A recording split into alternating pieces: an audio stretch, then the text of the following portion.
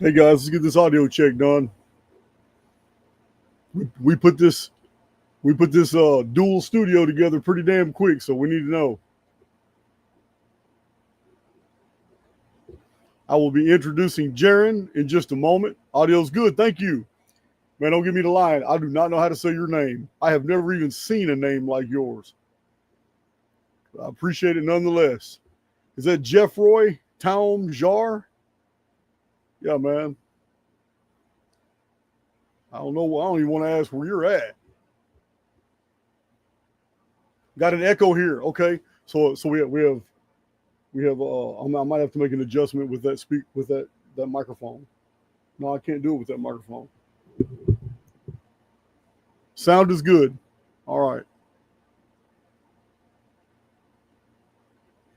Excellent. So no echo. Thank you, Squirrel Sniper. I have absolutely no idea what cosmic human design is. So I am kind of curious. I have heard of human design, but I still don't know anything about that either. So, but we definitely have Jared here. I met first time I met you was Fort Worth meetup. No, it was Virginia Beach, and then Houston. Yeah, you've come to 2 meetups, man. I'm already talking to you. Well, I may as well just bring you on stage. What's up, everyone? What's up, everyone? Okay, so I want to know what there's going to be an echo.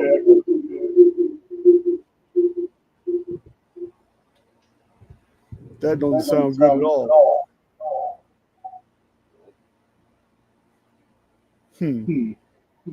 Yep, everybody's telling me it's echo now. Yeah. Turn it down. So we have 2 different software programs on. Hold on just a second. I'll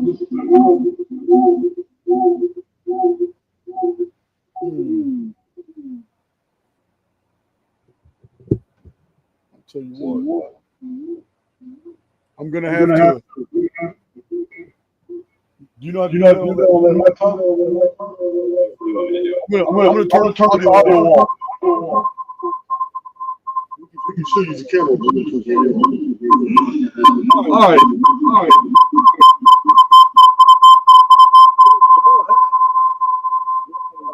UFO stuff here going on. So I'm going to turn it. I can go right here and just turn it on. Yeah, you see it.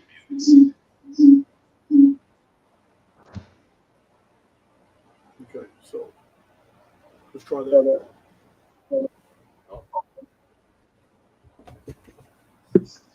Go ahead and say something. How do I sound now? It's still an echo.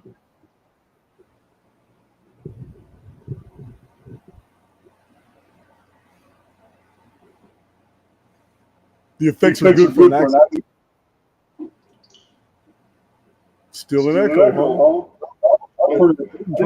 Change the microphone. I'll tell you what I'm going to do. I'm going to turn that back on. I'm going to turn it off. Exactly what I'm going to do. This is how we did the video last night.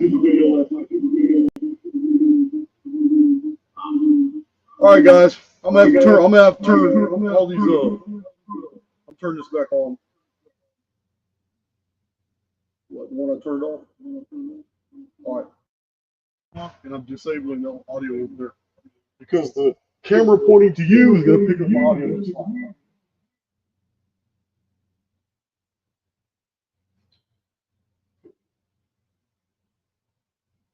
Sorry about the delay, guys. Go in here and turn this audio off. All right. I need to know if there's an echo now. How do we sound now? Sounds good to me.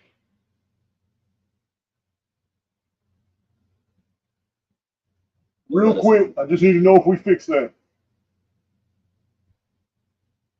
Did we fix it?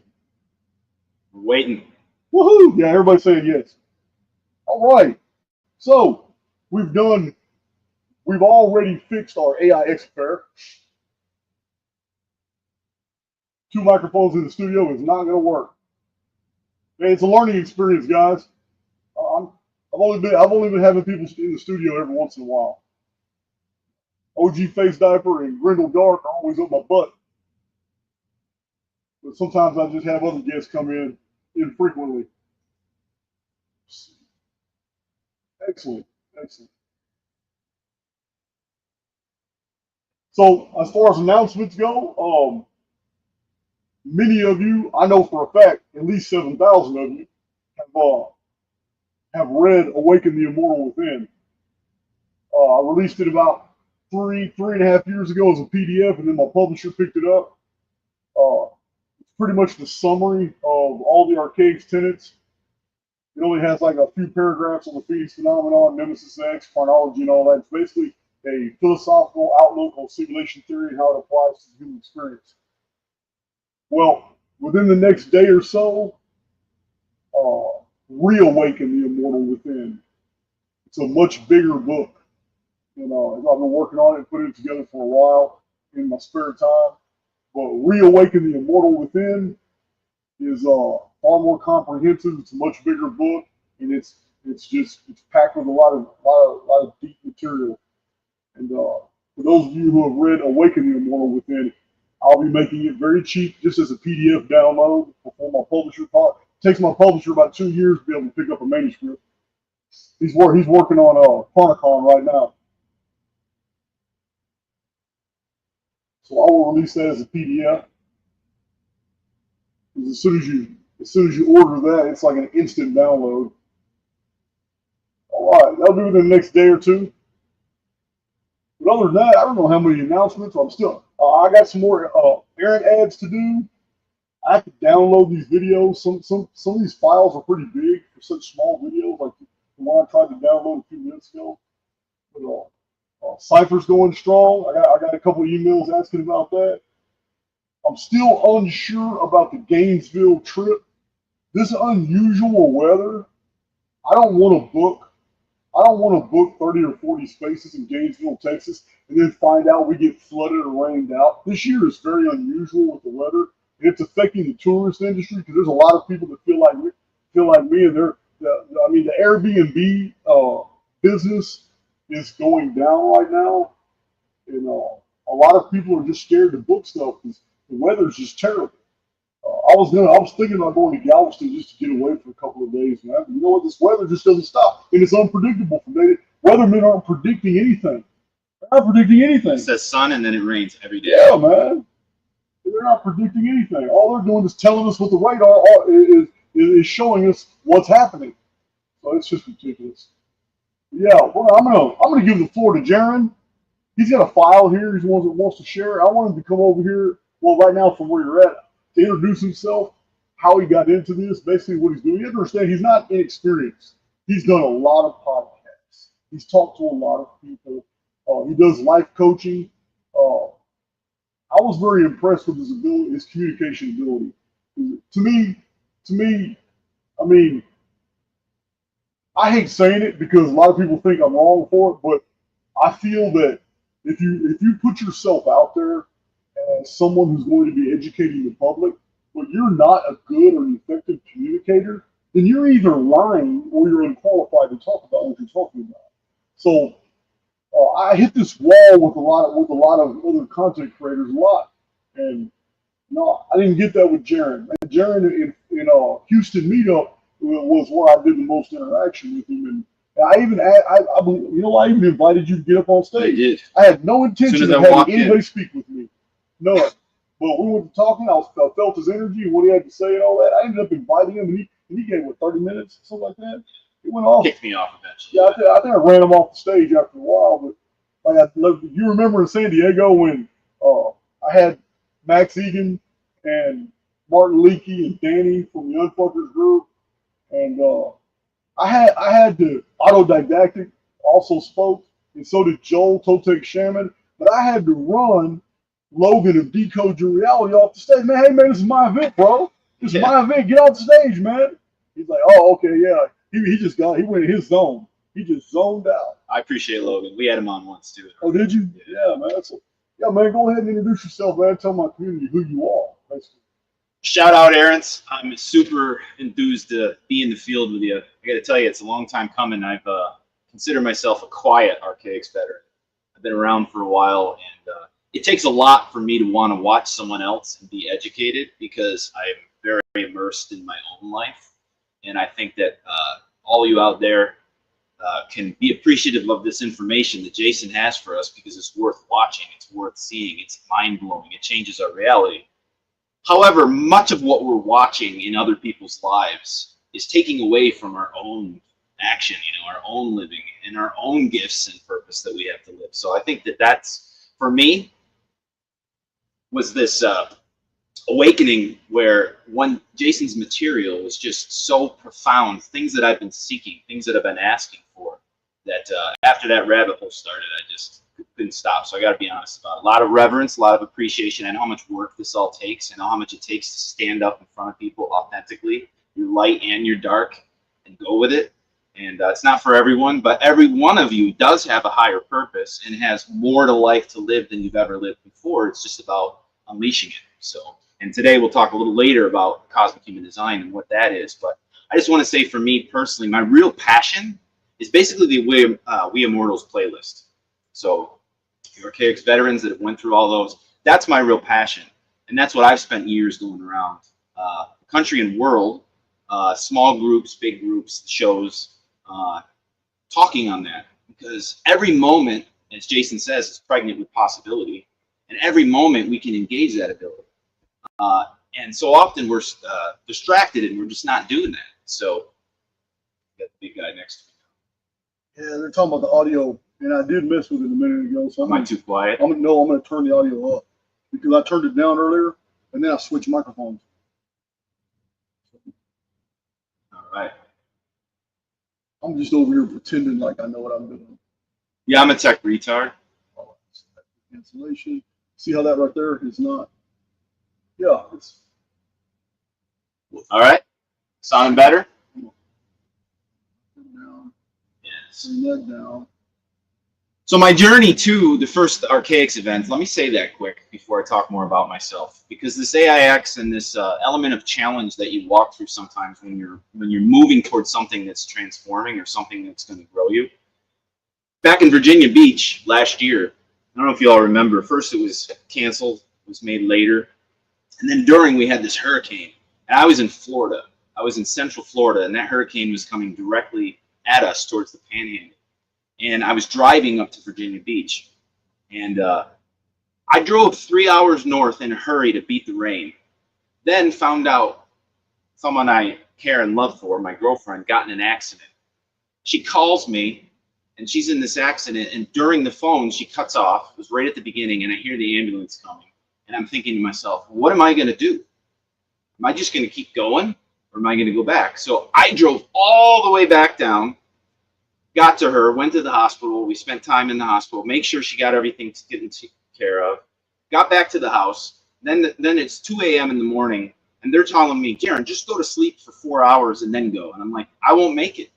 I won't make it. So I then drove straight through, no sleep, drove back all the way up 12 hours, got to the rest stop that I finally took 30 minutes of sleep, took a nap, because I knew I had a gap.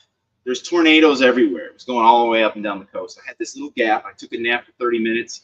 I finished. 2 hours later, I found out there was a tornado at the exact exit that I had slept at. Swear to God, swear to source, right then and there, and then I had walked away. So that was one of them. One of the events of getting there, because I was not going to not get there, and I was not going to not get down there and take care of her and make sure she's okay. And she let me do both. The second one is, of course, yesterday I had to lose my wallet. Shout out to my mom out there. I'm sure she'll laugh at that because I didn't tell you about it yesterday. But I had to get a new computer. I had lost my wallet yesterday. All types of things in the field. But I find it funny, and I find it embrace the challenge that as much of life is about getting what you want and being easy, it's also about going through the challenges and how you handle them and what they're going to make you become as you move forward. So I'm sure you all have your stories out there, because when you're in the comfort zone, when you're in the dungeon programming, when you're in the loops, you don't get as much of that. You're just coasting. But when you transcend that and you walk into new reality tunnels and you have to go towards things that are going to cause you to grow, is where you run into these challenges, which many people run from. but that's the whole point of living. Absolutely. I didn't know you went through all that. Just coming to see me at Virginia Beach. Oh, it was, yeah. Hey, were you on the beach with us at midnight when we were all out there talking? Yeah. That was awesome, wasn't it? Yeah. Yeah, I had no idea it was going to end up being a whole nother speech like that. What was that guy I was talking to?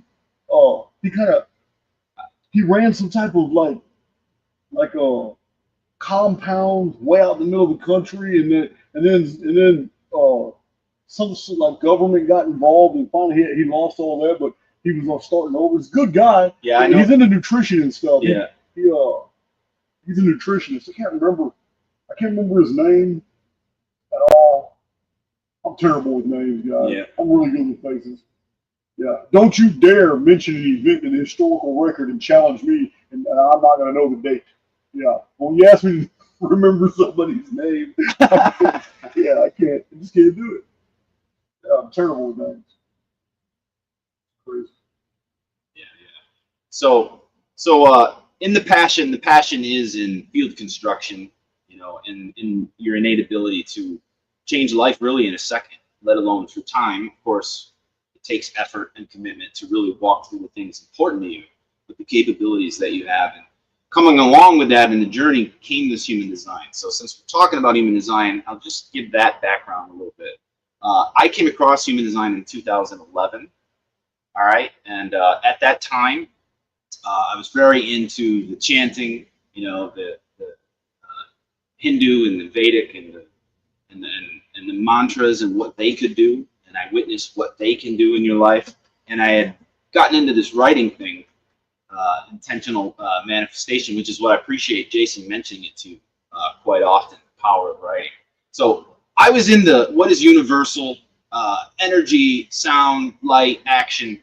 But then I came across this human design. And why I came across it is because I noticed that astrology wasn't fitting for me and it wasn't making sense. And when I was looking at it, I was into it, but something wasn't necessarily resonating. I didn't feel like I could use it as much. It wasn't practically applicable for what I really wanted, to do. It was more of a story. And that's not true. That's just my perception of it. So then I started jotting down, basically bring me to the next level of arithmetic that will bring in something that's more applicable, something that's more powerful, something that's more beneficial to the self, or at least adds to it, because there has to be more. So I journaled it down, and then a couple weeks later is when I came to human design. When I came to human design in the standard format, the way many of you out there that have investigated human design, probably many of you out there know your charts. It's very popular. I was in that world for about 7 years. As soon as I came to it, I met this gentleman who brought me human design, and we started seeing our exchange together, and we had a common intention. And within a few months, we had all this success to where we were working in corporate, with people, 80 employees at a time, working on their individual creation, but also how do they function as teams? How do they synergize? Who gives? Who receives? And how it all works. So I was very invested. This is my point here. I was very invested in it for several years. But then I noticed again, this is kind of there, but this isn't really totally precise to the way that my intuition knows it can be.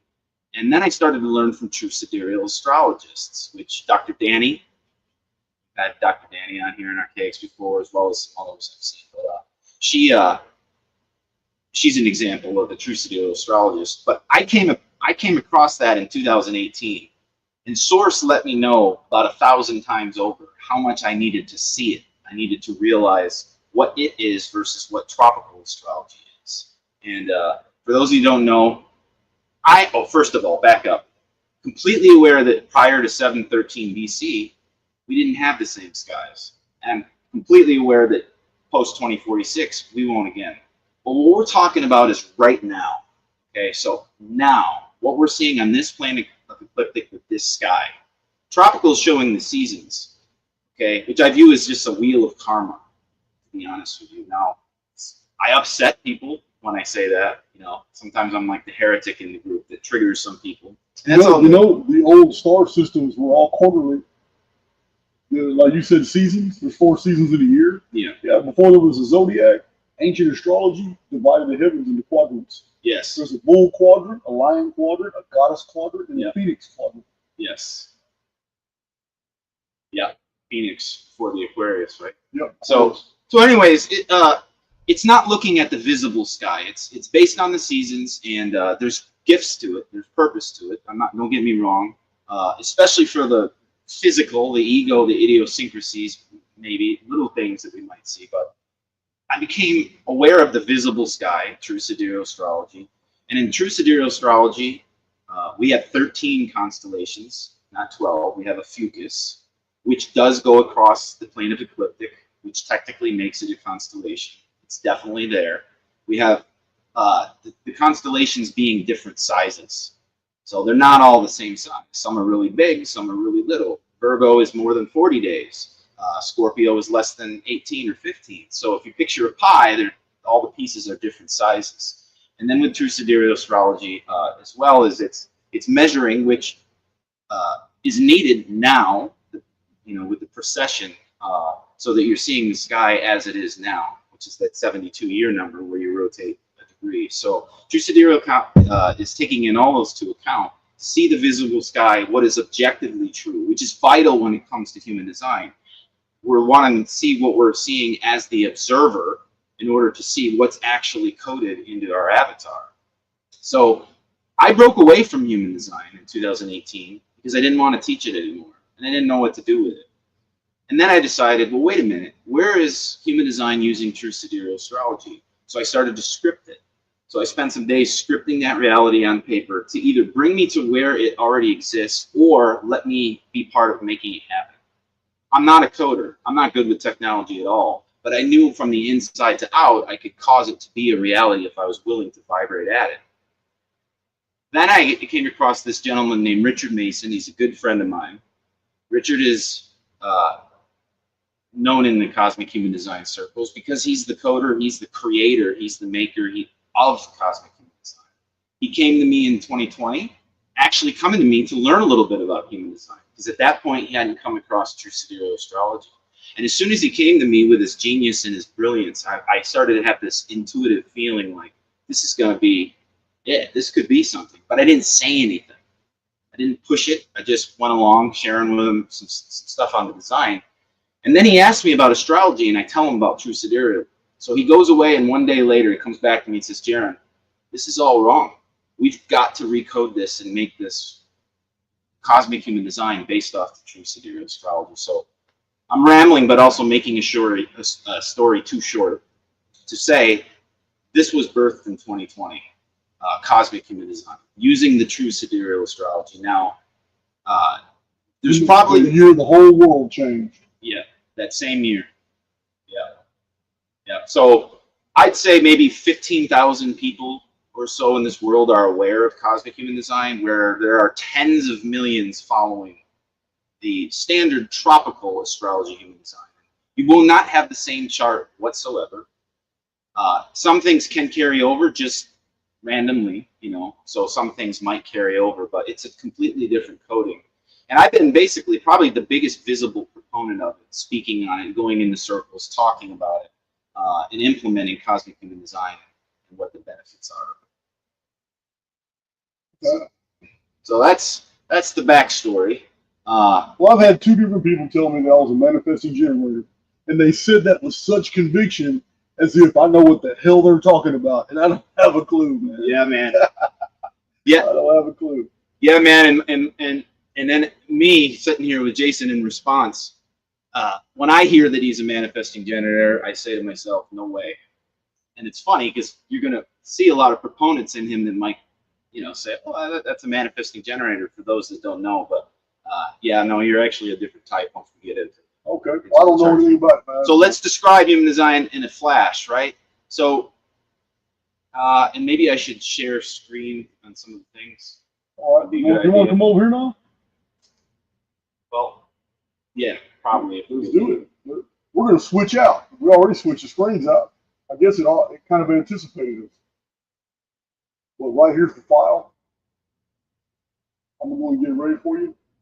Just want everyone to know, too, if you ever got that, feeling like there's just something that you're with that you've got inside that you can't let go and you're here to let out, This is how I felt with the human design system. It is not my passion. I have a passion with it, but I have this feeling like this, I'm pregnant with it. And I felt it since back in 2011.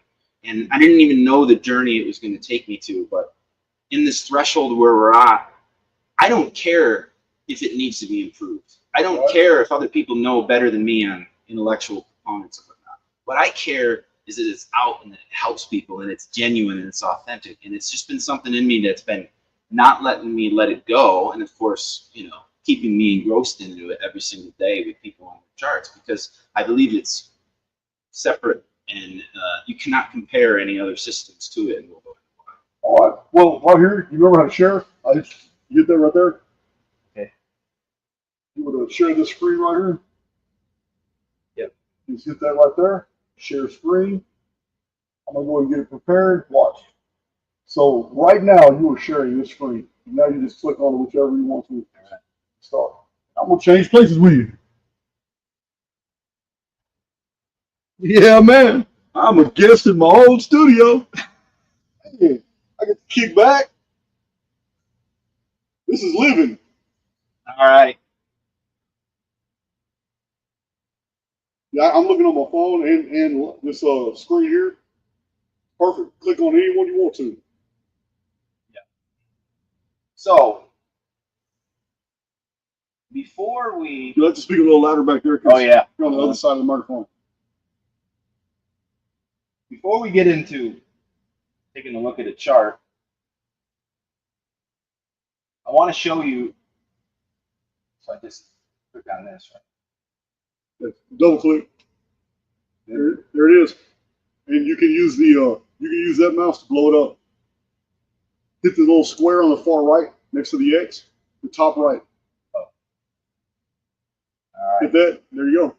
All right. So besides the astrology, okay, being true sidereal astrology, looking at the stars as they actually are, you know, as the observer sees, okay, visibly, what you see. You know, when they tell you the full moon is in a sign, let's say they say it's in Gemini, tropical, you'll walk out and you'll see and you'll look up and you'll look, and if you measured where is the full moon, you might see, wow, it's in Taurus. It's not in Gemini at all. What the observer sees. So remember, we're looking at this objectively, and we're not creating another system. We're not using human mind to create another system. We're trying to look at the sky as objectively as it is. So with the true sidereal. Now, that part aside, the other big, and actually the biggest component to cosmic human design is the I Ching. So the ancient I Ching. And what you see on screen here, obviously, is just an example. So what you come to find out is with the I Ching, with the upper trigrams, the lower trigrams, the 64 numbers, and you know all the representations that you can see here, heaven, wind, fire. I'm no expert in any of that. However, that's the building block of what we're looking at with human design, and it's ironic because that's the same thing you'll see when you look at genetics. Genetics will have, you know, 4, you know, nucleotides that are in triads that end up creating, you know, codons, and the codons that create peptide or create the amino acids is built in the same structure. I think somewhere here I have one. We'll show that in a minute. So it's interesting you say that because a lot like the Welsh triads, they're metered. They're metered in verses that repeat they're structured in 6s. So this you mentioned the I Ching. One of the common denominators was the number 6. This goes back to Sumerian sexagesimal system. The ancient Sanskrit gathas. All the gathas were poems, but they were versed in hexameter, which is 6. It's a meter of 6. And you said this I Ching. I kind of wonder.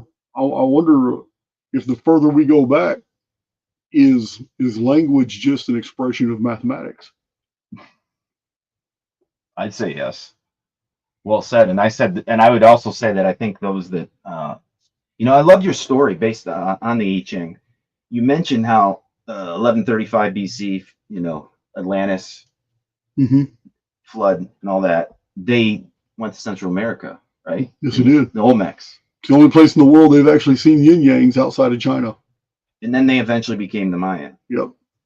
And then there's that long count. So there's a connection. Well, you're showing the hexagrams right here. Yeah. But that's how the Maya counted. Yeah. Did you know that? You see those bars? Yep. That's in the Mayan, the bar is 5. And then they would have up to 4 dots. Mm-hmm. And then if they needed a 5th dot, they wouldn't do it. They just draw a bar. So it's real close. The I Ching and Mayan arithmetic, because on a lot of Mayan steels, all the dates are in bars and dots, You can actually add it all up. It's fives and single dots are ones. Wow. But yeah, I'm at first, if you wouldn't have told me that was Chinese, I would have said it was Mayan. Yeah. Well, I think besides the spiritual relevance, it sure seems like they knew coding. Knew the coding. So hexagram, you got your 6 lines of yin and yang, right? So it's based on binary, yin yang, and then how it's built. And for time, we won't go through all that. I just wanted to show a few pictures on that. And then let's see. I gotta minimize that too. This button. Yeah. Mm-hmm. It's nice having 3 screens, isn't it? Yeah, I want to, and then I go to. No, you exit out the tiny screen you just did. Exit. Oh, I got to exit first. And then you go to any screen you want to. Yeah, we're just showing you some images a little bit. You can blow that one up. Go to that square. Yeah. Blow it up. You can increase the size any way you want to. Universal model based on binary code. 64 DNA codons in the body. 64 hexagrams in the I Ching, which is the 64 areas, archetypes that we're looking at within the cosmic human design system. So it's all coming from there. Let's see. I'm going to figure this out, everyone. It's interesting is the number 64 because it's like 8 squared. Yeah. We have in 8 is the reason we have the Arabic numeral 8 is because more anciently it was sideways. And today it's just like the ancient symbol. It's the infinity symbol because the old world counted everything in multiples of 7. 7 was a full unit. So 8 was number 1 of the next series of 7. So instead of representing it as 1, 2, 3, 4, 5, 6, 7, 1, 2, 3, 4, they would just go 1, 2, 3, 4, 5, 6, 7, and then the infinity symbol, which told them it's the exact same pattern, just replicated over and over and over and over. But yeah, that's where our number 8 came from, the old world's infinity symbol, because the number 1 represented a cycle that never stopped. Wow, crazy, isn't it? Yeah, definitely crazy. Yeah, and it's 8 squared with the I Ching here, and just showing you some images. This isn't even stuff I ever spend my day with, but because I'm on Archaix and I want to show some background, I'm trying to show you guys a little bit else. This is the. Wow, that's a lot. That's a lot right there. So this isn't the I Ching anymore. This is looking at, it's measuring it and showing the different, DNA codons and associations, AC, GT, I'm trying to think of the word, the nucleotides, and then how it forms and how you end up creating amino acids and everything. It's the same exact thing. Same exact math. So we'll show you a quick image of this, just so you can see. This is the cosmic human design mandala. It's different than the human design version because the constellations are different sizes. Everything's in different places in the associated gates with them. So what you have is you see this, the I Ching is shown in a circle as it fits in this holofractal time space we got here, and then as the moment of time is, you see which ones are imprinted yin or yang, but through the lens of the constellation. So neutrinos, I saw a great comment from Jordan Crowder on the Twitter, the X page, and it's an amazing. For those that are on the Twitter, go and read it because he really describes neutrinos to a powerful level. That they're invisible light that move through the field and imprint information, and they interact with matter and the bridge between outside the construct or in, or the psyche to the simulation, and what they do, and how you know, as that energy is coming through, it's based on the portals. Yeah, they're talking about feedback again. So what it means is see, I got the mic off right here. There should be no feedback. That microphone is completely off. So I don't know what they're hearing. So I will go ahead. What is that? Oh, this is that's the picture. Yeah. Okay, so we'll go here. See what they're talking about. That's off. See that? Microphone's off, so I don't know what the feedback is. This other thing's unplugged. That was completely unplugged. System. I'm just looking to see if there's a microphone on we don't know about. Okay. See that right there? What is going on with that? Oh, it's on zero. Why is it? It's supposed to be off. I mean, it's off. It shows it's off. So, how about, I'll tell you what, Realtek audio speaker. Look at that volume. Is this the output? That's a speaker output.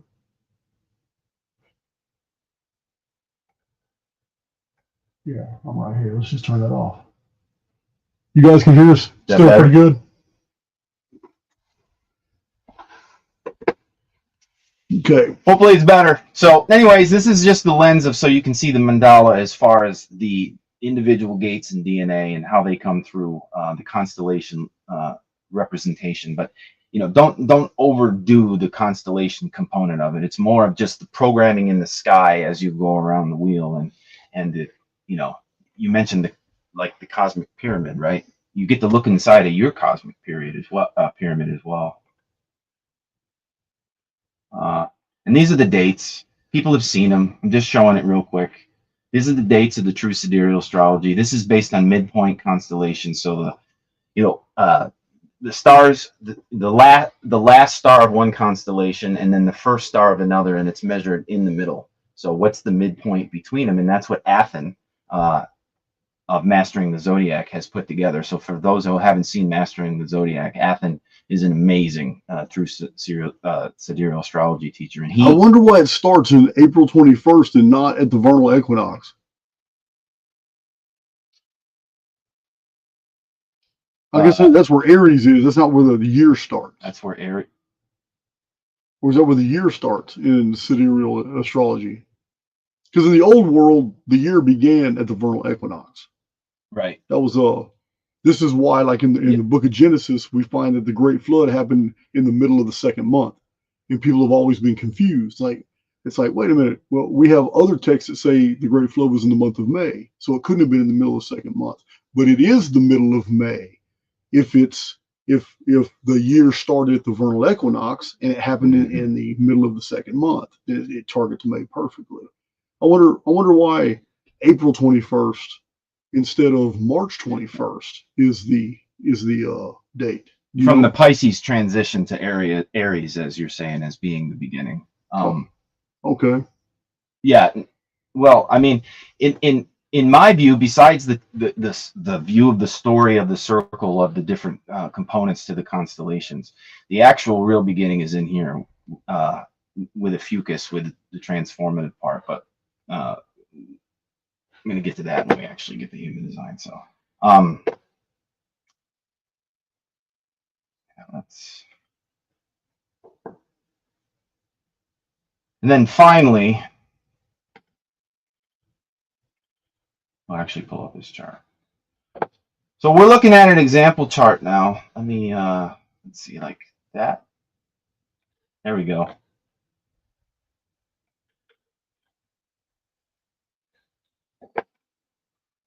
That almost looks like a Sephiroth. You mean of the Kabbalah? Yeah. I got to bring that up because I have an image of it. Almost looks like it. I'm glad you brought that up, but it isn't. Yeah. So the Sephiroth, because people, I'm grateful Jason brought this up because I forgot. People will get, and they have good reason to look at it and they say, well, why is human design saying it's made from, you know, it has the Kabbalah in it and all that goes along with that. it's not. It's not. It's the Kabbalah has the Tree of Life, right? Has 10 centers with 22 pathways. Right. With human design, we have 9 centers with 36 pathways.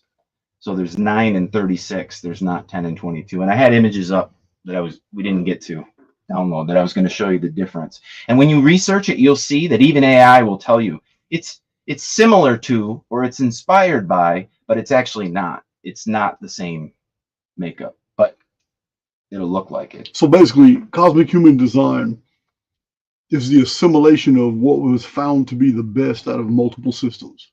That's basically what it is. Yeah. Okay, I get that. There's nothing wrong with that. Yeah. I mean, we would never grow if we don't assimilate the best and discard what doesn't work. I'm doing that with my Cypher community right now. I got people in my Cypher community. I got 230 people in a Telegram group.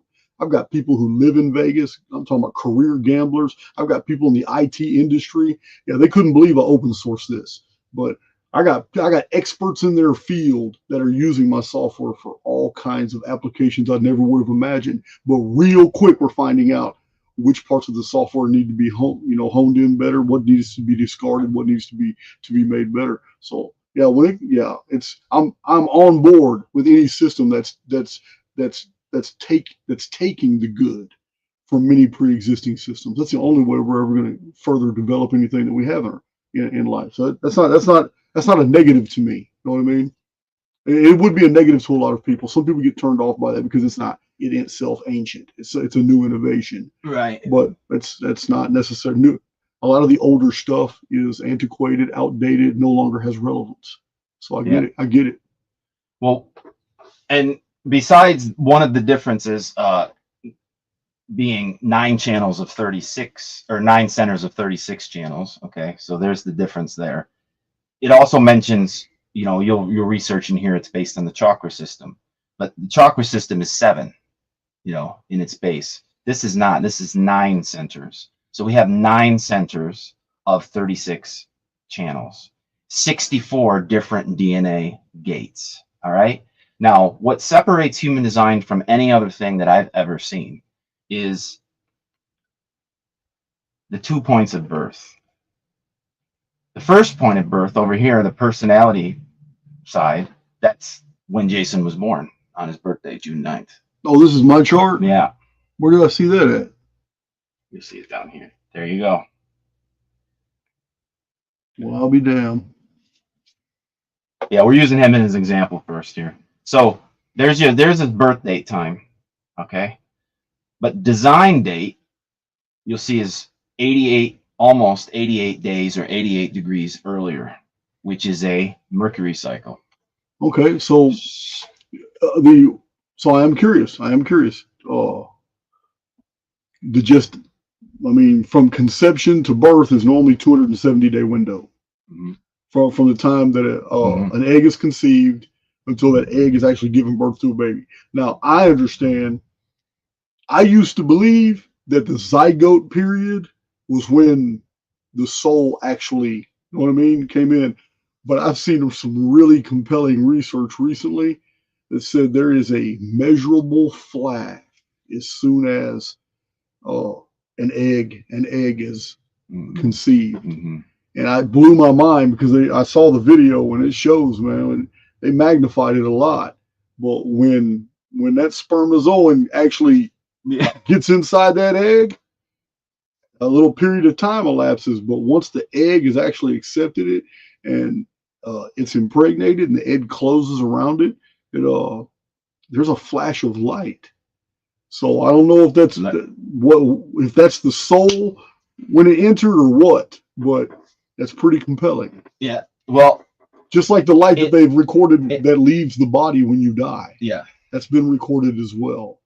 That's pretty compelling. Yeah. Well, neutrinos in the light and popping into the physical, right, from the spiritual. In human design, though, the avatar basically is the first 6 months construction. So what you're seeing over here, this is the design side. Okay, that's roughly 3 months before birth. It's a Mercury cycle. And in human design, this is your design. This is your avatar. This is your subconscious self. This is your innate, almost automatic programming of being inside the vehicle and how it operates. It's it's not you, but you're inhabiting it. And that's the design side. And on the personality side is the one driving the car. It's the one inside the car. It's the one that's measuring where you're going to go and telling the avatar where you want to go. But there's no other system that I've ever seen that has brought in the design element that, with our time, and to me not overdo it, you can look for yourself. But that's where it's coming from. So basically, the incarnation of the spirit of the highly individualized soul is at this birthday. No, sorry, there we go. Is down here for Jason, March 11th. And then this is his birth. So everyone's an immortal personality, but we're here to do a specific thing, and we're inside the construct. So this would be his personality construct. This is his design construct. This 64-bit system of zeros and ones that we're looking at, that then goes into the planetary positions. All right, which I know is not real. I also know we're in a simulation, by the way, everyone. We're looking at his it's real governors. now. It's those luminaries move, and they move according to astrology, and all that system is real. My only point with the whole astrological deal was letting people know, it says, guys, we live under different sky sims, and a new sky sim is coming in 2046, and it's going to mirror the other sky sim we used to have before we had this one. Nemesis ecliptic. But the value of astrology still stands because it is a system, and it does have value, but it's not going to have value after 2046. Exactly. But for now, it's got big value, and that's the stuff I'm most interested in. I love Jason talking about the dual ecliptic and everything else. But within where we're at, you got 64 different gates into different positions on both sides. So you have 2 suns, 2 earths, 2 moons, and everything else down the list. Then what happens is some of them are active or some are receptive. So we're going to just pick this one right there. You see that one gate is colored black because it's on the personality side active. So this is an energy center that is always on. You can't turn it off. It's how you express it, how you're living it, where you're coming from with it. But it's an active energy. And then you see, where is it in the chart? So we look up, and we got a little of Jason's today, but it's in his Earth spot before the decimal. So that is the I Ching hexagram, the gene key, the human design gate. There's all these different words for those of you out here that are used to this, that you see. And then we have the ones that are red, like the 10 here. Okay, that's a gate that's active, has a meaning. But that's on the design side, because it's red is on the design. So that's in his design Jupiter. So you have some that are defined black, some that are defined red, meaning personality or design. Some can be both, like his gate of nature right here that Jason's got a huge place in his chart with. Gate 2, the ultimate yin, is both. It's on both sides. We could go up here and we'd find out. So what does that mean, though? Well, we got some sheets to share. So, believe me, I'm the perfect guinea pig. It's not like the public doesn't know my whole history anyway. Yeah, and you know what I appreciate with this, everyone, in its rawness? I have never seen anyone authentically living his design as much as I see in Jason. Now, we all watch him. I watch him all the time. So I have, this experience where I feel and see through time. But when you look at his chart and what I typed up that will be, I'll give to him deeper, I have never seen someone so authentically living it, but also in their mission and in their purpose, the purpose and the mission to go along with being an authentic self. Because what cosmic human design is about is to see yourself and help yourself be more authentic and be who you truly are, instead of trying to fit into the collective, or to fit into the past, or to fit into the ego of what holds you into a construct of no change or looping change. And and your mission, so let's just jump to it now. His mission is 2. His mission is nature. The 5 is the line. So there are 6 lines, like Jason said in the hexagram. There's 6 lines. That is the expression of the DNA. So he has gate 2, expression 5, or DNA 2, line 5. Many ways to say the same thing. 2 is nature. 5 is about fixing and remedying and practical solutions. Jason's here to fix and remedy the disoriented view of nature to the collective. Man, listen, I'm on board with that because at its core, the entire Phoenix phenomenon paradigm is nothing but the heartbeat of the construct. It is the fine structure, constant physical expression. That's all it is. It's the heartbeat of the construct. What it is. The whole construct. So think of nature. When you hear the word nature, the ultimate yin, you just could call it the construct. You could call it the entirety of space-time in the construct. That's his mission. So I wanted to show this with everyone quick before we move on. Incarnation cross. These are these 4. I'm looking at 4 specific areas. These are the 4 combined in a very simple sentence. Left-angled cross of defiance. People always seem to defy the collective's general direction by following their own. The ability to move others away from the status quo. That's in simplicity. Oh, whoops. First wrong button. It's all right. You can go arrows back and forth. Use the arrow to just. If you can't see an arrow, then you just exit back out by hitting that small X. That small little. No, not the X. Yeah, the small. Where's theirs? Yeah, the X. Up here, right? Yeah. Yeah, this just shows it. I went to this sheet, so we can look quick. We're looking here. Life's work, the fixer, orientation, unity. So it's just another way to look at what we're talking about here. I want to go back to here. If you have any problem with the mouse, you can touch the screen. It's all touch screen. Okay. Thank you. So what we have is 3 spots, or 3 things to talk about. The area. This is, the sun is life's work. What you came here to do, what you came here to cause, what lights up your personality, what you must act towards to make manifest or form into field. You know, it's our expression. It's where we want to go. It's our life fuel, you know, our life force energy.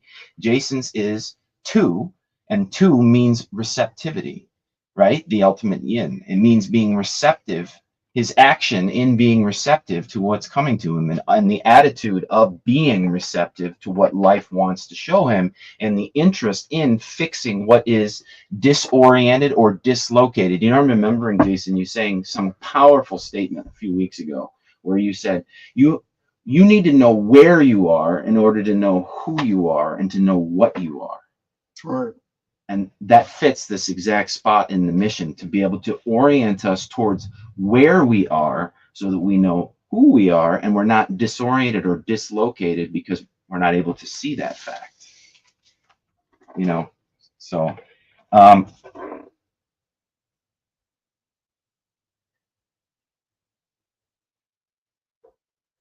we're going to skip it because I'm going to make it simple. So the flow state too, let's mention another element to this. The flow state, your mission is designed to be in the flow state. And as you're in the flow state, in the action of the arena of where you want to speak to people, you cause your mission to grow. And also the flow state is getting you to where you wish to go. But not only does he have the sun as 2, by the way, there's 64 gates, right? There's only 2 of them that are the yin and yang. Jason has both of them in his personality here that we're looking at. So he's got the 1. Oh, I'm a pretty conflicted dude. There's no doubt. Yeah. You get it, right? Yep. So he's got the yang. These are gene mates. 1 and 2 are gene mates, okay? Opposite sides of the same coin. He's got the 1 in his earth. 1.5. So 1 is conscious or cosmic consciousness, or, you know, the masculine spark, the individual creator, the gate of self-expression. I'm going to read a little bit of it. This is a massive energy through being highly unique and individual. Connect with and honor your natural creative cycles you are in touch with your inner creator. This is located in the spiritual identity center, which I should say both of these are. See, 2 and 1. This center, because I was going to run through teaching you a little more of human design, which I probably should have done. But let's say this is our place of spiritual identity. This is the true self. This is where the immortal within is looking through and knows that it is. So his are both in his spiritual identity center and direction of where the spirit wants to go. Okay. This is assertive, electric, energetic, eccentric in the sense of who you are. You lead by example, and greatest impact is through staying true to you and your creative process.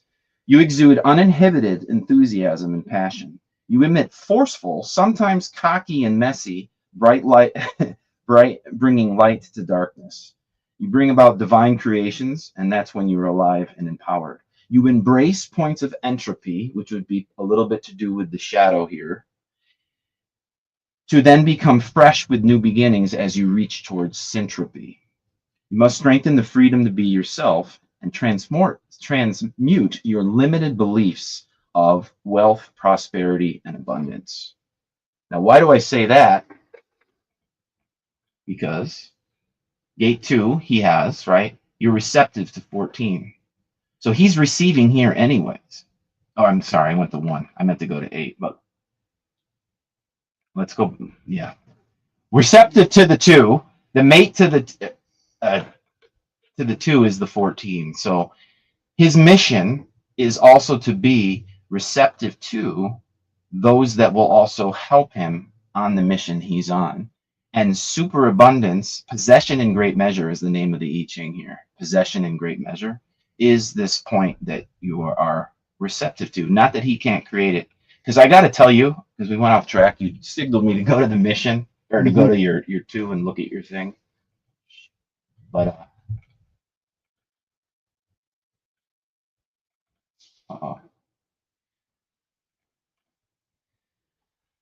I need to mention the undefined gates. So the defined gates are our destiny to unfold, right? They're on all the time. You're here to bring it out. You're here to condition the field with it. You're here to be it. The receptive areas are all the white. Everywhere that's white. And like this example is 14. And where we are receptive is wisdom of choice. What do I allow in, or what don't I allow in? A lot of people are allowing in shit that they shouldn't be allowing in, and they want to let go of it. But then there's many of us that are not actually allowing in what we could because we're trying to do everything ourselves, or because we think we have to do it this way, when really the yin qualities are teaching us to be receptive and allow in where help can come. So your undefined areas are where you're being conditioned by people around you, by environments around you.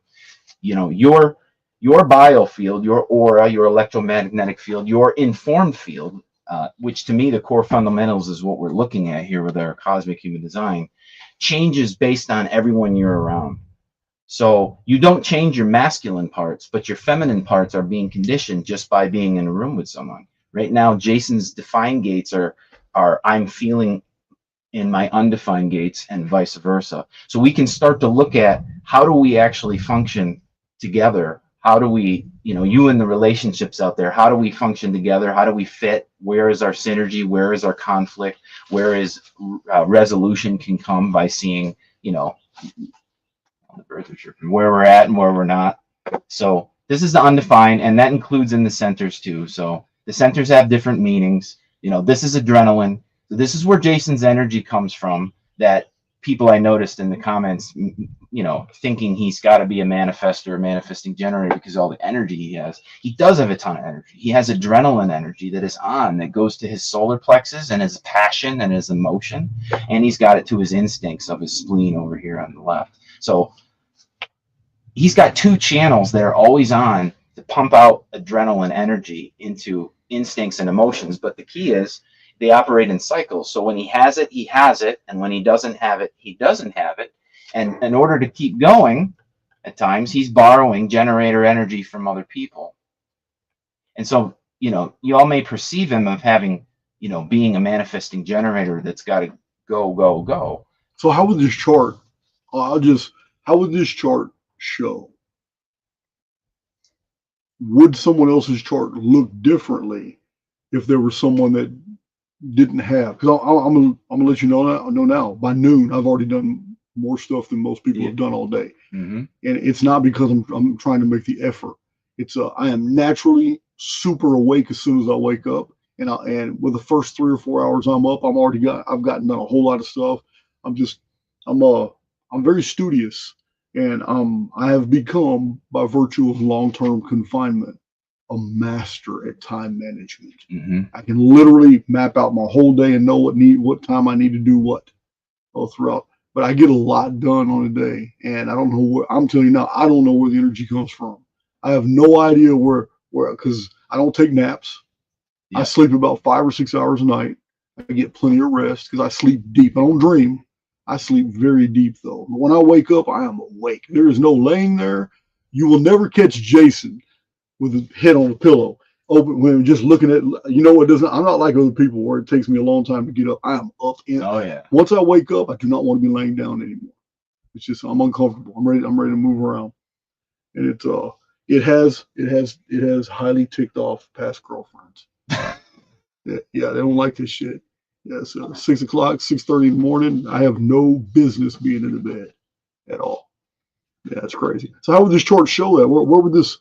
Is that what it is? These two white lines coming off the bottom red box. That's what you're talking about. Where I'm showing, so in the human design, we have 4 motors. Motors are energy for transformation and manifestation. It's energy in motion. There's 4 motors. The 4 motors are all back down here in the corner. We're seeing you have these 2. Mm-hmm. The root, which is an adrenaline pulse. It's fast, it's strong, it's ready, it's now. But it's adrenaline. So it's not the generator pump where people are conventionally thinking of the generator pump, which is the go, go, go. It's more of a spark plug and go. And then this solar plexus is an emotional wave, and it's an emotional energy. And yours connecting here, and it's called the channel of synthesis. If we look deeper in your chart, this is the channel of synthesis, is on all the time. So you have this root to emotion, passion, but also feeling consciousness to feel things out through time. And as you're doing it, sometimes not hurry on things and put them to the side until you feel more clear on when it's time to go with it. But then to go along with that, you also have the channel of the fighter. Mm-hmm. Over here, 28 to 38, which this is adrenaline to impulse, instincts. It's knowing, it's primal. The spleen in human design is primal instinct, knowing in the now. So you have energy, a pressure to act in the now to gain instincts, and also instincts that trigger you in the now to have to go. And you have an emotional wave to feel things out through and emit, and then sometimes pause on them until your spleen tells you it's time to come around to her. Okay. Yeah.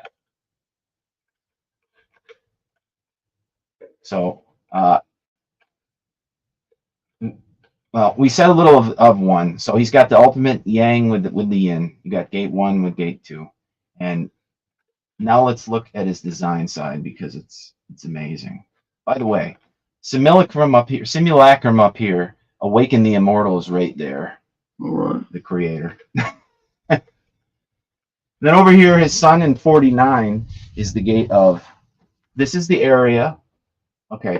So, a challenge. No, we'll go here. The radiance. So this is what lights up our avatar. This is what lights up. It's like, think about plugging into an electric outlet. It gets you charged and going. This is our place of vitality, our place of health, emotionally, mentally, spiritually, and it's also our breakthrough when we learn to engage the avatar and function in the way that our body is wanting to function and the way that we interface with the field. Okay. And so this is think about it, your body's sun. It's a big energy. Jason's, and I'm actually going to read this one because I took a bunch of notes on it from a lot of different perspectives so I could see. So design sun 49-1. All right. Through honoring higher principles, taking a stand for what's right, the hill willing to die on, honoring your truth by breaking free of established ways and revolutionizing. A primary action here is to take the lead and move people through rocky times, called revolution in the I Ching. This is needed to be done grounded and embodied personally and often while isolated through investigation and introspection with line 1. So,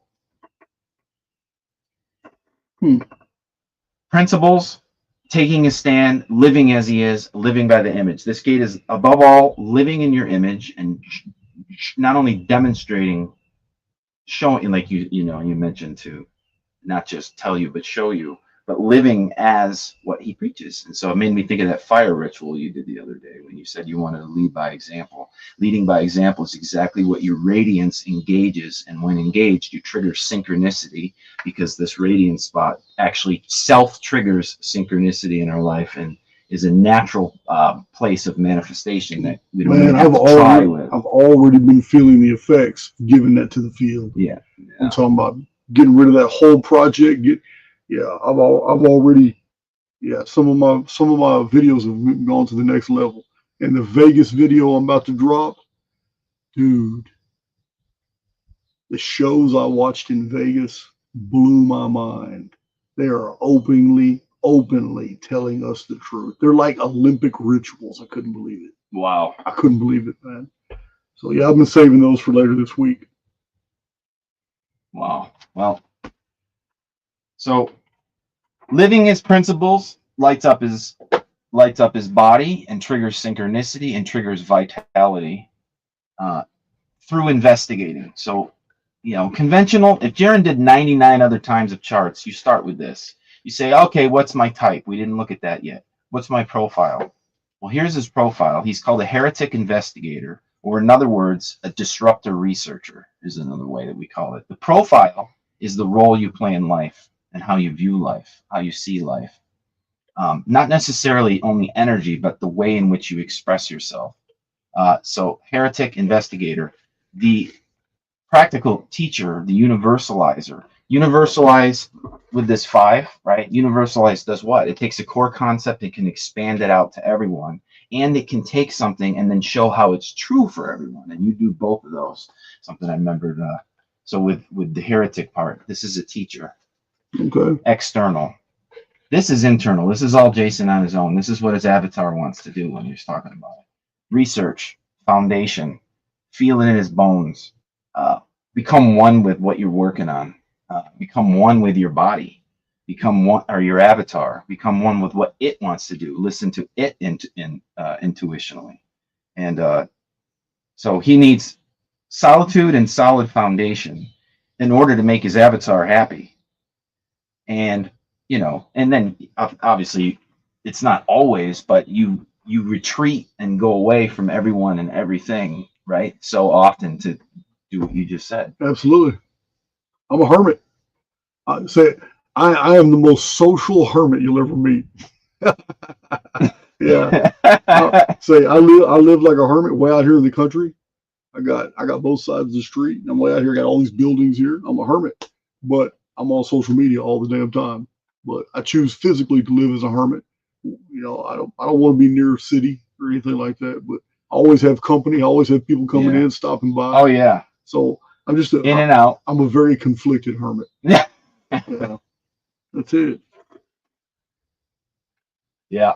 Well, and then here's the last one. So I had some other sheets we'd show you guys. These 4 that I'm looking at, they're basically your inner cosmic pyramid. So all the other DNA and situations are in between the circle, but this is our north, south, east, and west. So if you picture to me, a square, make it a diamond, vertical, horizontal line, right? You're looking at the 4 points. Everything else is in between. So these are the foundation of everything. And they're called our incarnation cross, our prime gifts, or inner genius. So we're speaking to Jason's inner genius areas here, and which affect everything else. So what he radiates is, the hill willing to die on and living in its principles, but where the expression of that comes is honestly him going on his own and deciding what that is going to be, and then how he feels he's going to want to express it when it's time, because it's over here in the solar plexus, and the solar plexus is our feeling consciousness. It's not a thinking, it's a feeling, it's an emotional wave. So what hill is he willing to die on, or what will he not? Where is he going to voice things? Where is he not going to voice things? It's a rebel with a cause. That's how we see it. It's interesting. And of course, everyone, let's do the purpose last. So design Earth. This is the mate to the design Sun. So this is our radiance, all right, vitality. Earth is what grounds us. Design Earth is our inner purpose of inner satisfaction and being who we came to be. So it's part of the vertical line that goes back to the mission, right? So what did I come to do? Here is who did I come to be? Who am I being? And Jason's is to find answers. 4.14 is the gate of answers.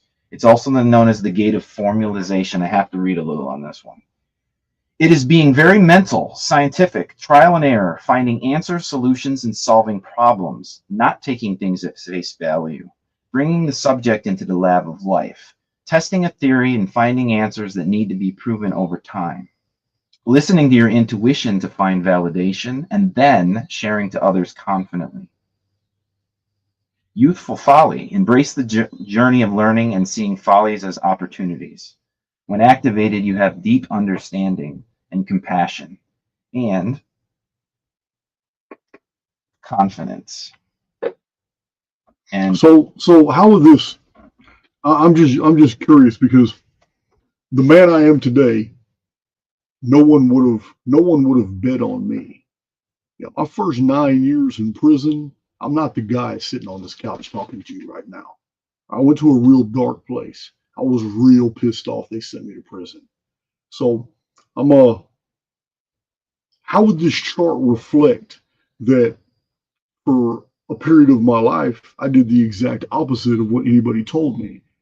It doesn't matter if they're wardens, majors, administrators, captains, lieutenants, COs, prison guards, it doesn't even matter. I did the opposite. I did prison time my way. I got a lot more charges. I got more time in prison, stacked up a lot of major cases, went to solitary, I went to isolation, I went to maximum security. I've done it all. Did it all. But I learned through every bit of that too. I was reading as I went on. I was reading and studying all kinds of things, but where in this chart is the chart like a full maturity aspect, or is the chart like this is your full potential and maturity of what you can grow into be? And the chart doesn't necessarily reflect your younger years when you're undeveloped? Because it's a good point. It's in the now. So it's the blueprint always, but then it has low frequency to high frequency, or living the gift versus living in the default dungeon programming or negative default. So the shadows. This is a way to read the field then. What you just told me is this is a system that reads the potentia that's attached to each individual soul. Yeah. So I get it. Inside of our interface, through the player character and the immortal within.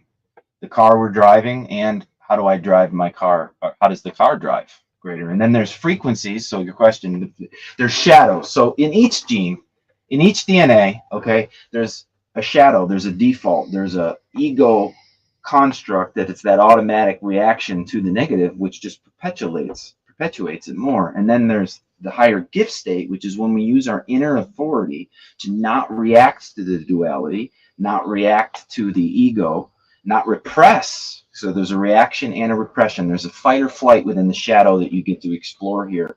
You get to say, what's a shadow? What's the fight or flight? I don't want to do that anymore, but I want to embrace it from the gift, or let go of the areas that are, triggering me to have to be around all that. So yeah, you definitely get to discover from the shadow all the way up in the lens of Jason is, like in this example, your purpose is you want to know answers. And the one is a historian of the past, quite literally.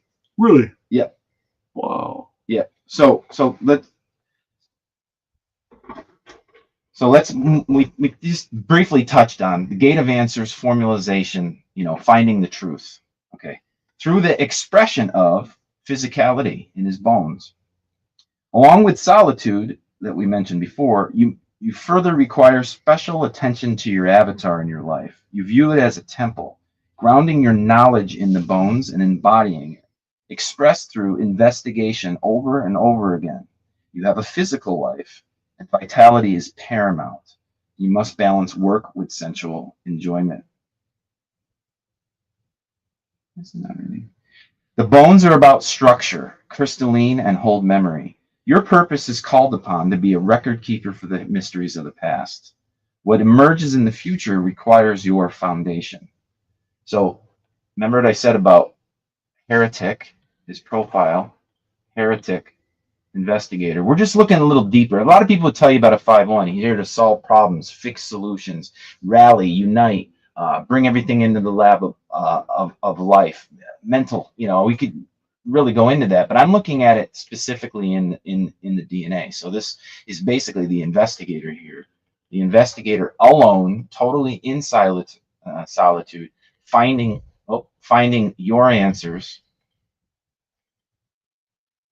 bringing it into life, knowing it real well, but then for what? To bring it to the mission, back to what we discussed further, which to me, it's like between nature and finding answers, his vertical line, right? Nature and finding answers, discovering your answers alone, then 5, speaking it out and inspiring it to the world of what he learned to be true of what is nature and where we are is, quick sum up of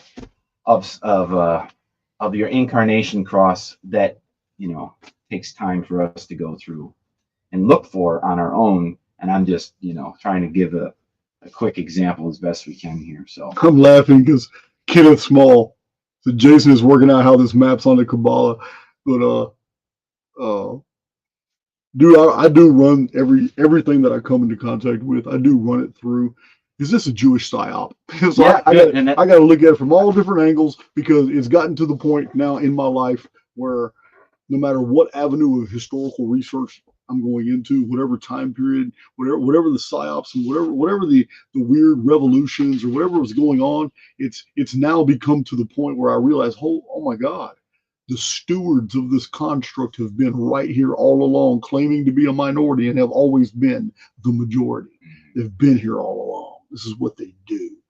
So all systems I come across, man, I look at them like, wow. Man. Well, part of the reason I'm laughing at Kenneth right here. He knows me well. But part of the reason I'm here with this pregnancy of this thing is because just like before it had to transform, I want it to. Yeah. And so if there's something to be because there's immense value in it. Yeah, I see that. But it's not the same. I can express that part like we mentioned earlier. It's not 10 centers of 22. Oh, I see it. I see it's different. 36. I see it's different. Yeah. I almost feel like it's like put there to try to lay claim to it when it's actually not. I don't know. But so, the incarnation cross, let's just do a little bit more. I mentioned his authorities earlier. Authority, right? Authority is intuition on steroids. It's the inner authentic self making a choice in the field of what am I going to do, choice of action. Am I going to say yes, going to say no?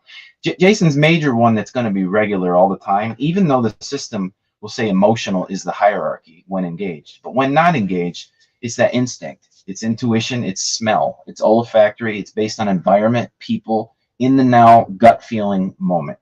And you can't get it back. And you can't think it. It only comes once, and it has to be acted on right away. And that, combined with this channel of the fighter and down to his adrenaline, is where a lot of your knowing comes from. Pressure to act, being in action, persevering, what is worth it, what isn't, and then gaining the instincts on what to do, when to do. You won't even know. It'll just come as you're in the action and then following it. And that's the major authority that he's going to have most of the time.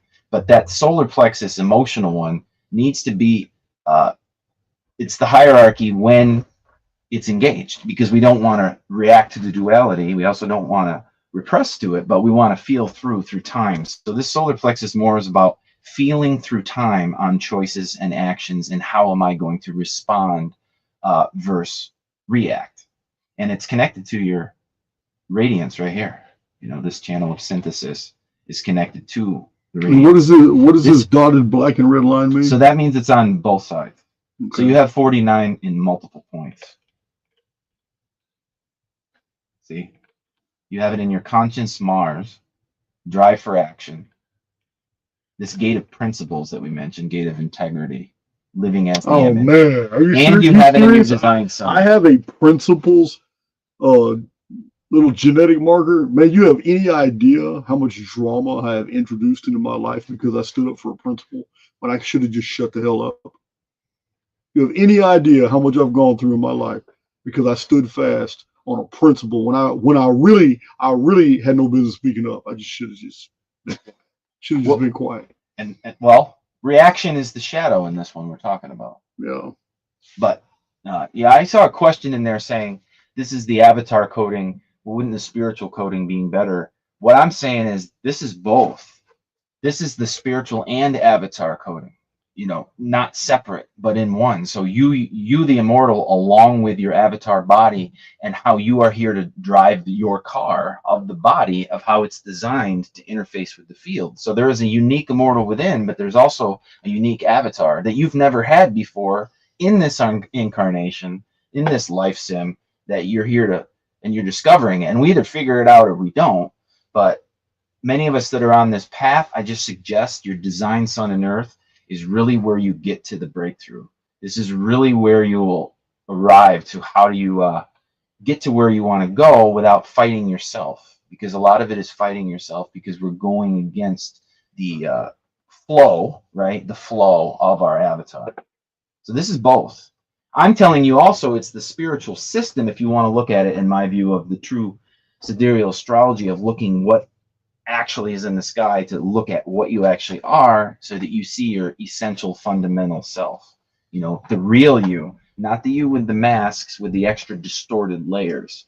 Yeah, so that's authorities with these are intuitive places. Many of you out there have the gut authority, you know, the sacral being in response, all you generators.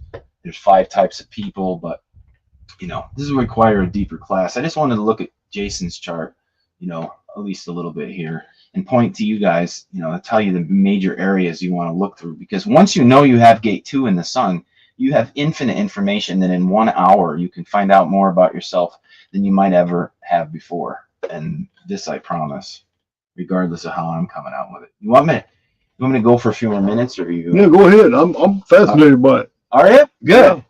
I'm just wondering if you're going to pull up any of my idiosyncrasies.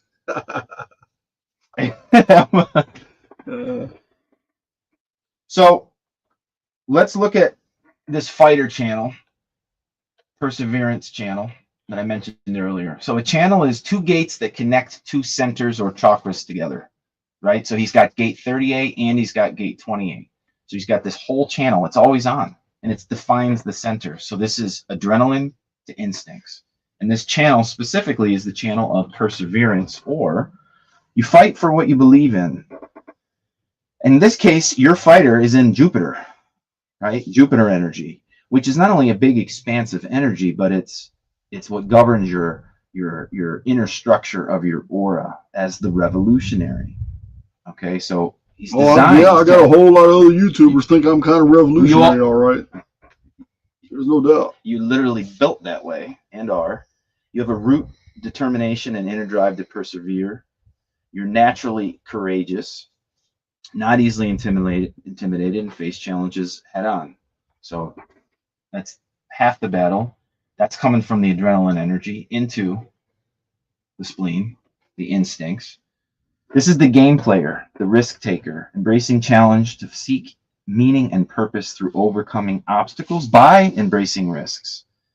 Combined, this channel provides a strong ability to discern, and that's the key here in this channel, by the way, which battles are worth fighting for and which ones aren't, is half the discerning. This is a power channel for courage and leadership. Find the right things to challenge and overcome. You have an ability to assess things in the now and to develop effective plans. You have a warrior spirit up to the challenge, but the energy is in cycles of adrenaline energy, a strong and fast burst, bringing instincts, then rest here.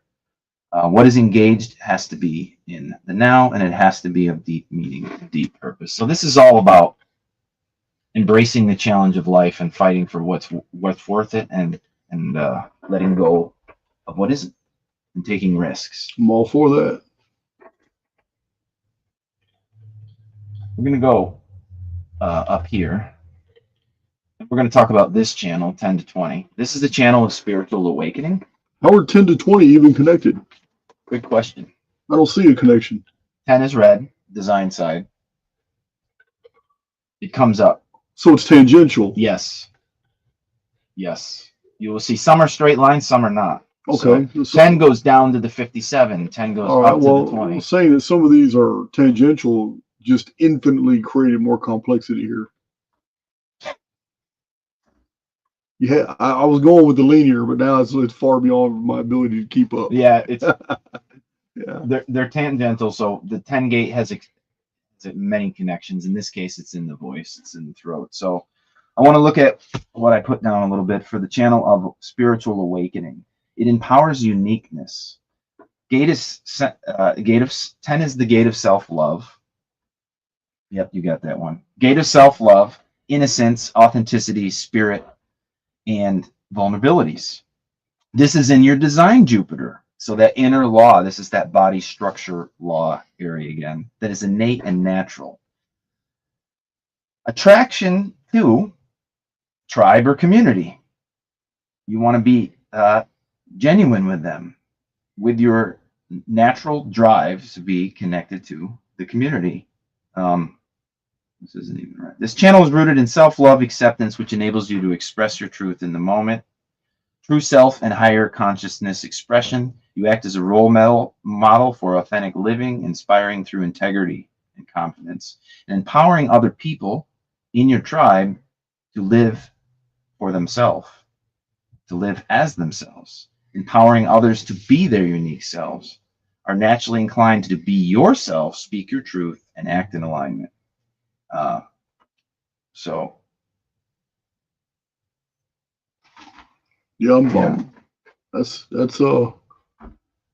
good. One Tux nailed it. So true. Jason gives all to his community. It's been an impediment on my past relationships because I've entered relationships by telling the other individual that this Archaix comes first, and that's gonna cause us problems in the future. And it was prophetic. It was prophetic. I gave fair warning. You understand? yeah, I even said it. I've even said it in videos in the past that I don't know what drives me. I just know that I'm driven, but I also know that because of that, I'm just really not that relationship guy. And though I'll step out there and try, but then it's like, damn, it's I'm in love with my community, and that's exactly, if that chart expresses that, then it nailed me to a T because I've already said that many times in the past. Yep. And this is in addition, which this is spiritual direction and expression. Okay. Over here, this is definitely, as well as for the tribe. So we'll just sum this up real quick and say this gate 19 has to do with you being sensitive and feeling for your tribe. So even though we talked about this integrity and this strong energy, it's connected to being sensitive and wanting to feed and fuel and be part of a tribe. So this is a tribal channel, is where the others are individual. That's cool. It's all good. Yeah. I try to be. I mean, there's only one of me and so many of other people, but I'm still actively engaged on the two mediums that I use every day, in the comment sections on YouTube, and then every single day I'm engaged in the chat on Twitter.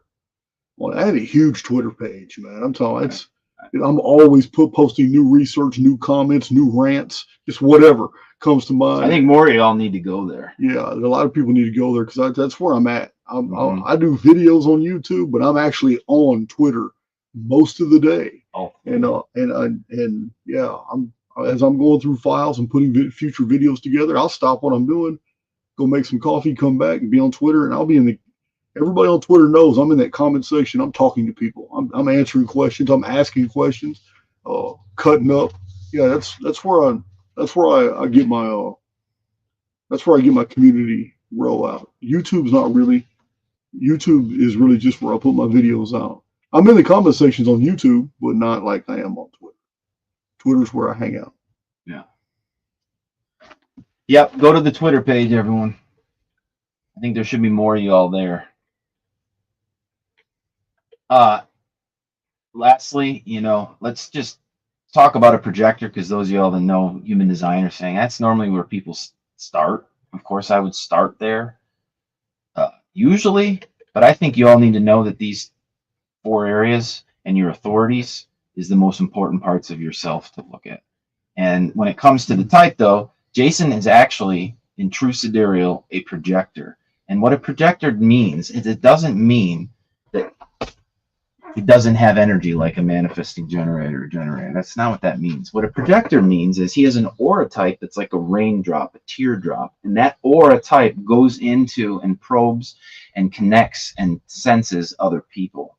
And it allows you to read people so easily. Projectors are advisors, they're guides. They're known as advisors in the business world. They easily can see people and can read energy.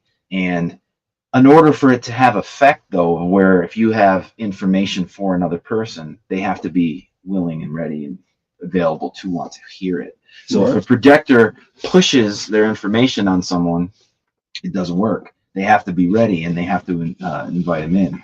So you're meant to be actively observant of people to sense people and auras and what's going on in the environment, and an easy reader and an easy guide when people invite him to be that, if he feels the call. Part of Jason's also challenge, if you looked overall at the chart, is discerning which things can I occupy and which things can't, which invitations and which help or actions can I get into, or which ones do I need to say no to because I can't follow through with, or I don't have time for it. So it's discerning who I help or who don't I help.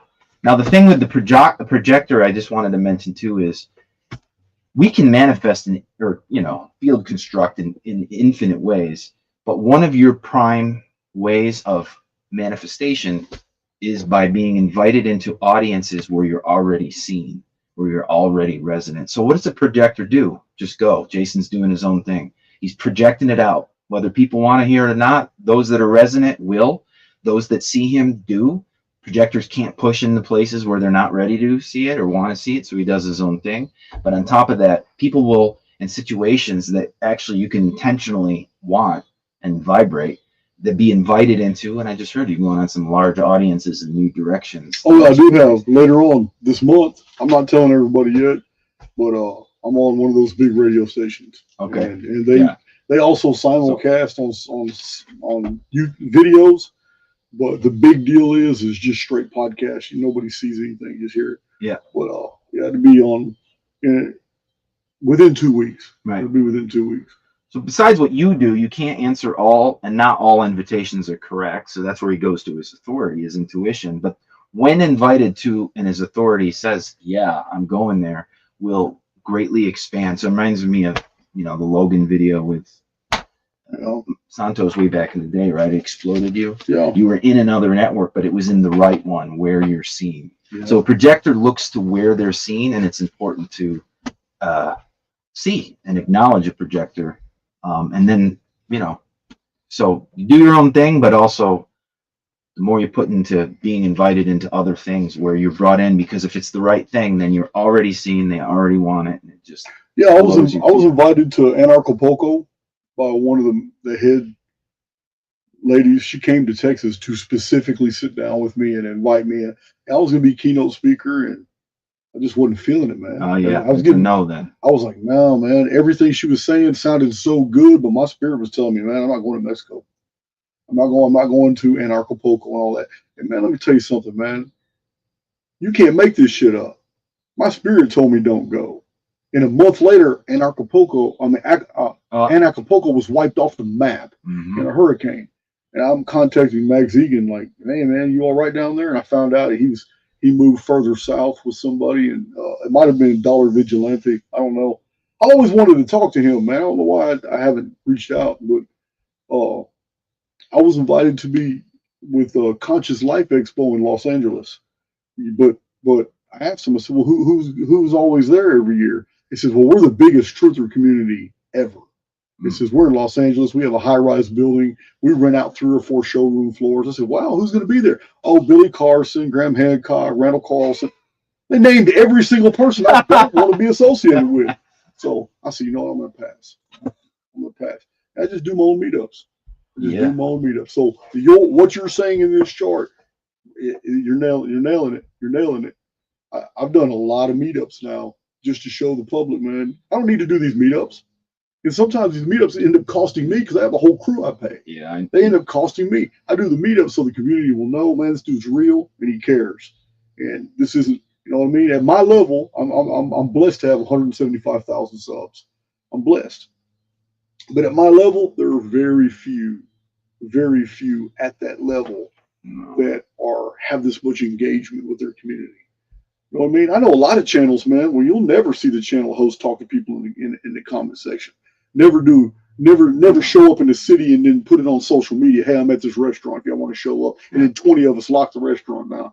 I've done that so many times now. And you know what? That chart's pretty much nailing me. Yeah. Yeah, well, not all invitations are going to be correct.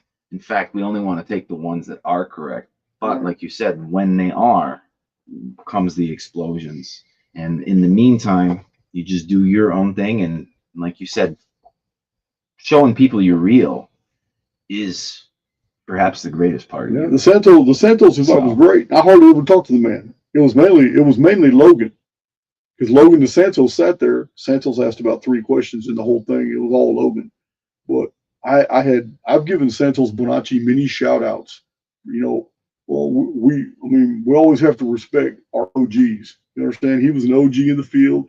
Mr. Astrotheology was famous. He educated tens of thousands, hundreds of thousands of people.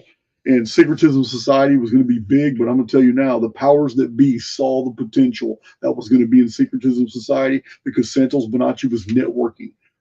What you might not know, Logan was big with Syncretism Society. Autodidactic was big. That guy now who never does interviews anymore, he started doing interviews with Santos Bonacci. You guys know who I'm talking about. He talks about not Nelk. Matt of not conscious, not elevate. You guys know who I'm talking about. He's a good guy, but he's real reclusive on YouTube. Matt. He talks about not Nelk. You don't know who I'm talking about? They do. They know who I'm talking about. I know the others, but Quantum of Conscious. Thank you. Quantum of Conscious. Thank you. Okay, Matt started doing interviews with Syncretism Society. Then they brought me in. So Santos was building something when they attacked him. Santos was really on. He was on his way. They did that trailer. I recorded that trailer and I showed it to my own community in one of my videos. But yeah, I will always respect Santos as being a trailblazer, but I'm also absolutely convinced the man was very heavily attacked. And both his big channels are gone, and now he looks like he's trying to start back over.